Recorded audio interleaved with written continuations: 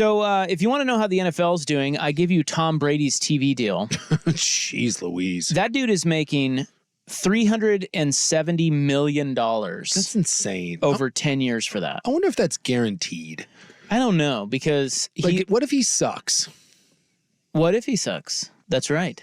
Like, we tried this. Like, they tried to make Magic a broadcaster. Emmitt Smith didn't work out. I mean, we see this. I mean, guys try this. It's way harder than you think.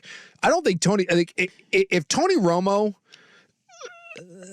does anyone think Tony Romo's good anymore? Like, he was successful now, and I think Tony Romo might be the most hated broadcaster out there right now. Well, I think, Tony Romo's gotten really annoying, and he makes a ton of money.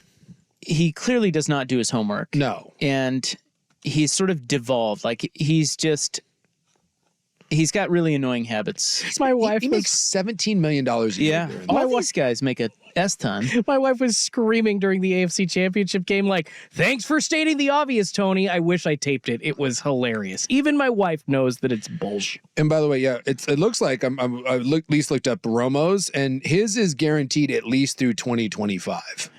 Yeah, a lot of people now are trying to make the movement to get Greg Olsen to replace Tony Romo. Because Olsen is going to be replaced by Tom Brady. And Greg Olsen, and again, we once thought this about Tony Romo.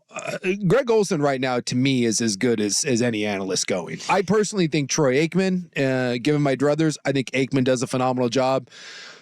Greg Olsen's got the potential to be the best in the business. Some people think he already is, and he's getting the boot for Tom Brady. And I'm open to Tom Brady being great.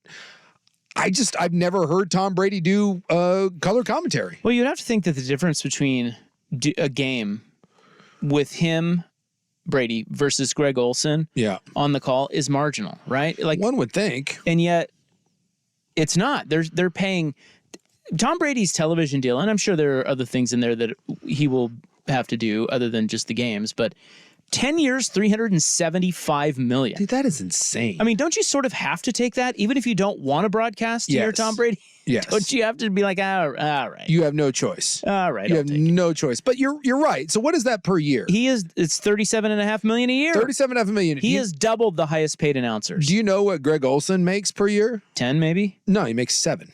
7 million? 7 million. Yeah. The highest paid guy was, I think, Romo. And he's doubled that. Yeah, 17 for Romo. Yeah. He was the highest. I know they threw a bunch of money at Peyton, and Peyton said no, which tells you how much money Peyton Manning has. Well, he's got the Omaha sports thing going. Yeah, he doesn't give a rip. But I mean, Tony Romo. I mean, I don't think Tom necessarily does either. I mean, Tom's got more money than he knows what to do with. But how do you turn down for talking? How do you turn down 300 plus million? Well, does anyone just tune in just because it's him? Do you think that that's a thing? Because why are you paying like $37 million for a broadcaster, even the one with the name Tom Brady? Seems insane. That is absurd. Well, it's a good question because the NFL ratings, to me, can they get any better? And does Tom Brady bring in any outsiders? You're right. Like, we all watch anyways. I'm not more likely or less likely to watch because Tom Brady, but it has to bring in more viewers. Like, doesn't it? I don't know. Otherwise, why are you paying him 37 as opposed to Greg Olsen making 7? They might think it does. Do you just have so much money that it doesn't matter? I think it goes back to that. The NFL is doing so well. Yeah. They had to have Brady, so he named his price, and he was laughing. He was probably talking to his agent like, check this out. I'm going to ask for $35 million a year. All right, Tom, here's $37.5 million a year, and we'll give you 10. It's just like when you're at a restaurant and, you know, they're like, oh, crap, now I have to broadcast. It's like, you want an appetizer, and you're like, yeah, whatever. You're like, yeah, it's the bill is just fine. Just throw it on there, some garlic bread. Is this garlic bread to the NFL? They're like, yeah, what, 3 out chef? Well, they're not paying it, though. It's I guess, Fox. Fox, right? Yeah, he did deal with Fox. Well, does Fox have that kind of money? I guess if you say you have him, I mean, look, they're not doing this deal if they aren't making money off of it. I would imagine. Maybe it just goes into the whole pot of broadcast money where they just make that much more because they have him, so it's worth paying him $37 million a year. I don't know. There has to be some sort of quantitative reason why they're paying him $37 million, unless like you get 2 years into this and you're like, oh my God. That's my point. Like, I'm not I don't want Brady to be terrible, but there's part of me that just, I think it would be hilarious to pay someone $37 million. I guarantee at least half of that is guaranteed, and just have him be an utter disaster, and then just being like, oh my God, we are paying him $37 million and people are just raking him over the coals. That would be fascinating. Well, look, they're raking Romo over the coals, and he's not going anywhere. No. And by the way, I watch games with Romo. Yeah. I can't stand him, but I watched the game. I've never once turned off a broadcast or turned on a broadcast because of an announcer. I can enjoy it more or less based on it, but if it is a game I want to watch, my God, you could have, I don't know, you take whoever you could have Kanye West doing that, and I would still watch the game. Was Romo's early success on CBS with Jim Nantz maybe a reason that there probably was a bidding war behind closed doors for Tom Brady even before? Because the guy's boring in his post-game quotes. I just wonder, like, what sparked this crazy need? There has to be something behind the scenes that, well, you do hear that Brady away from football is more of it's like Tiger Woods. I think he's pretty interesting. They say that he's more of a man's man and a really interesting guy when you get him away from that. You saw that when he went down to Tampa Bay and he got out from under Bill's thumb. You saw some of the personality come out. Oh, and by the way, he's the greatest and most famous football player of all time. And maybe that's just all. And he's handsome. He's handsome. I mean, is there anything that he can't do? Probably not. Like, if you remade Flash Gordon, Tom Brady would be the one to save every one of us. Well, he was on Colin's show not too long ago and making the rounds, kind of promoting this whole thing because it's kind of gotten a little weird because Greg Olsen is getting the boot. And people like him so very much. And people like Greg Olsen, but Tom Brady, like Olsen has said, I knew this was coming. Yeah. So his whole thing is, I just want to land somewhere else and continue to broadcast games. Don't feel bad for Greg Olsen. He's making $7 million a year. But I think Brady, and when Brady was on Colin, and when I hear Brady, I think he's really interesting. Yeah. You're probably right at post-game quotes. He's not going to give you much post-game, but I think untethered, sort of retired Tom Brady that can hearken on back to his experience, and I hope so. That could be really, really, really good. Most of the time, quarterbacks are the ones that get these jobs because they have the best. They have the best brains. They can explain more of what's going on. I mean, and I'm not saying that you can't do that as a tight end or an O-lineman, but I mean, I know for a fact as an O-lineman, I have a limited knowledge of what a quarterback's progressions are, and I have I understand route trees and concepts, but I don't nearly have the overall knowledge that a quarterback would.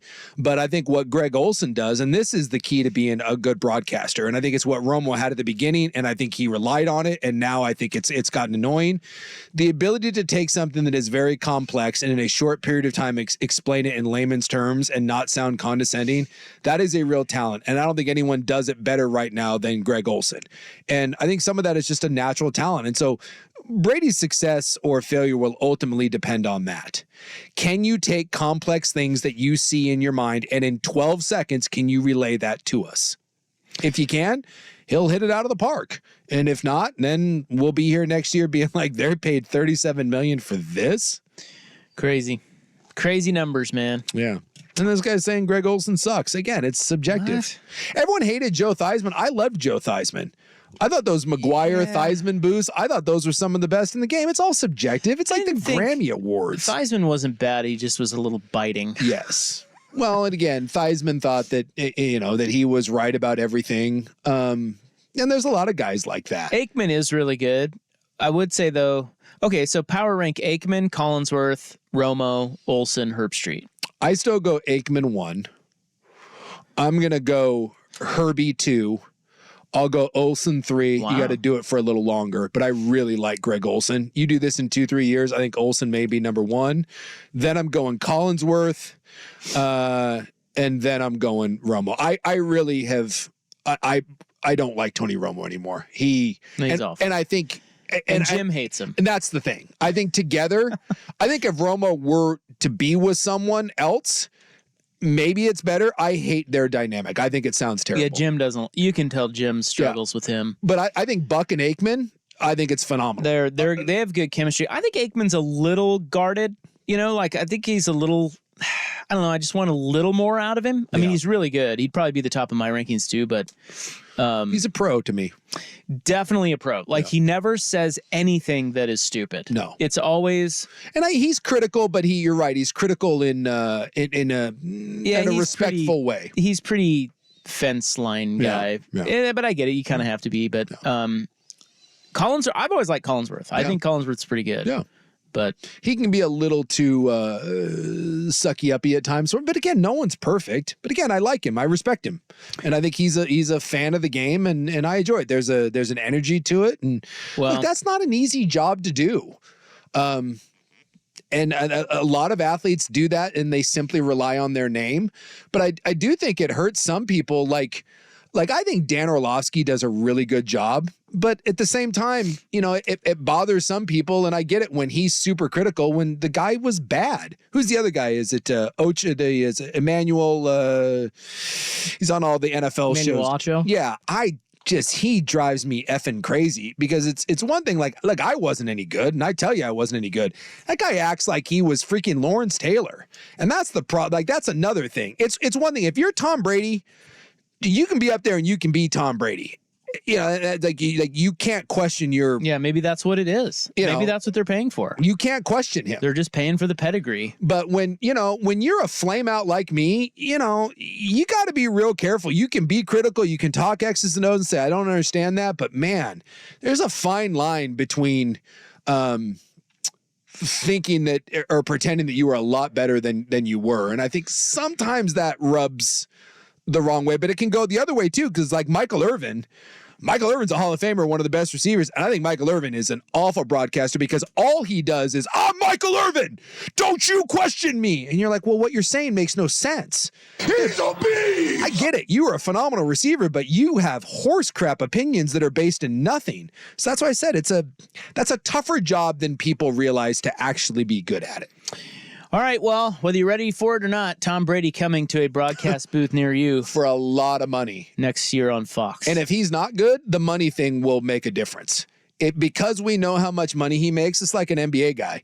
When you're making $4 million a year, no one cares if you're average, but you sign that big contract, you better produce or people are going to murder you. I am guessing he's going to be great.